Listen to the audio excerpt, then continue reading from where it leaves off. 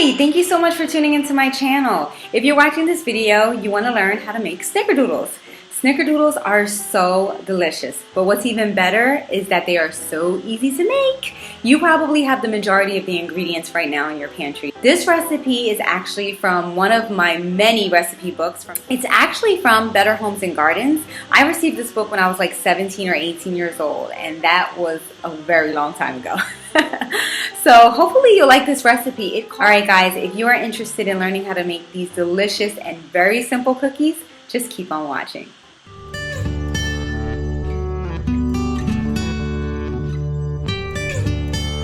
Okay guys, these are the ingredients. They're very simple, very basic.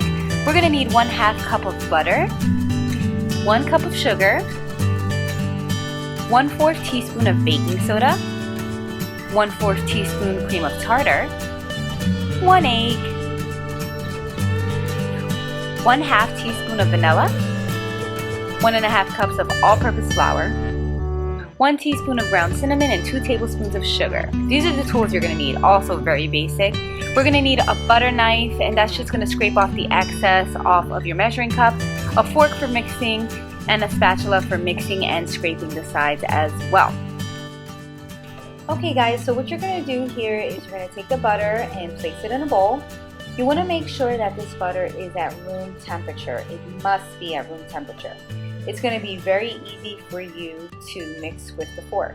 You're going to press down on the butter like so. And once you get it all pressed down, you're going to start mixing it, and then you're going to get like a creamy consistency just like this. And you're just going to keep mixing it around because you really need to get a creamy consistency before you start adding the next ingredients. So what you're going to do is add sugar. You're going to add your baking soda and your cream of tartar, which I did backwards here, but that's fine. And then you're just going to mix all that up, and you want to combine it pretty well. It needs to all be combined so that you can proceed with the next step.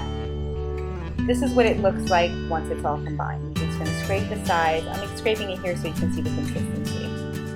Then what you're going to do here is you're going to add the 1 egg. You're going to crack that and get that in there.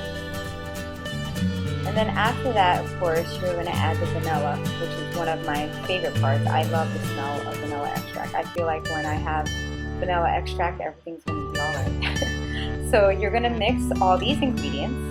And again, you want to combine these well before you proceed with the next step. So actually, this is the last step before you add the flour. This is a very easy recipe. So this is the consistency you want it to look like. And now you're going to add your flour. You want to do this a little bit at a time because it gets tougher and tougher the more that you add. Excuse that horn in the background. I live in this city. Sorry about that, guys. Alright, so you're just going to mix this. And you're going to have to use some strength, and you're definitely going to have some patience for this recipe because obviously we're not using a blender. Alright, so you're just going to keep mixing that up and scraping the sides of the bowl. Of course, the recipe calls for all that flour, so we're going to just add that right back to the dough. And now I'm just adding the remaining flour. Although you don't see it on video, I actually added the flour a little bit at a time, so it was more than twice. So it's really tough the more flour you add to it. So sometimes I use 2 forks because, you know, it gets a little bit more difficult as you add more flour, again, because I'm not using a blender. I've actually never used a blender for this recipe. So there you go. This is what the batter should look like. Now what you're going to do is refrigerate this for 1 hour. It definitely needs to chill. After that, you're going to take it out of the refrigerator, and it's going to look like this. The same way it looked before you put it in the refrigerator, just a lot more firm. Now you're going to take the cinnamon and you're going to add it to the sugar.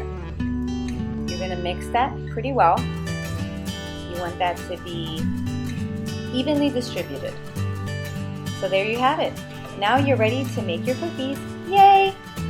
So you're going to take a spoon, a cookie scoop, or an ice cream scoop, and you're going to roll the dough into like a 1-inch ball. It can be a little more, a little less. It's really your preference. I don't really like my cookies all to be perfect. I like them to be in different sizes, but relatively around the same size. Alright, so you make the little ball and then you dip it into the cinnamon sugar mixture, and there you go. This is a really easy recipe, like I mentioned before. You're just going to repeat this process. And you're going to roll it in your hand, or again with a scoop. Just dip it in that cinnamon and sugar mixture. That's what you want it to look like. You can use parchment paper for this. I don't think it's necessary. I don't mind the cleanup because it's not a big cleanup. This recipe is actually for soft Snickerdoodles. If you like them to be crunchy, then you would just leave them in the oven a little bit longer. But like I said, this is for soft. I prefer them to be really soft, firm on the outside and soft on the inside. And this recipe is exactly that. So this is what it's going to look like. This recipe calls for about, or it's going to make rather, about 28 to 36 cookies depending on the size that you want. So yeah, this is what it's going to look like before you put it in the oven. Every time I make these, I'm like anticipating the end, the finished product, because I just want to eat them all. So there you have it, guys. Just going to finish that last one there. Just going to roll it in the cinnamon and sugar mixture and just place it on the cookie sheet. There you go. And you want them about 2 inches apart before you put it in the oven.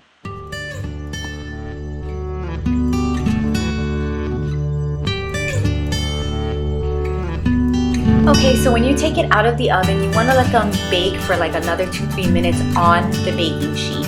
And then you want to move them to a wire rack or to a plate like I've done right here. This is the final product. Oh, they look so good. They're so delicious. Again, I like them really soft, as you can see in this photo, but they're really firm on the outside. And you want to make sure that the ends, the bottoms, are nice and golden brown. Happy snacking, guys.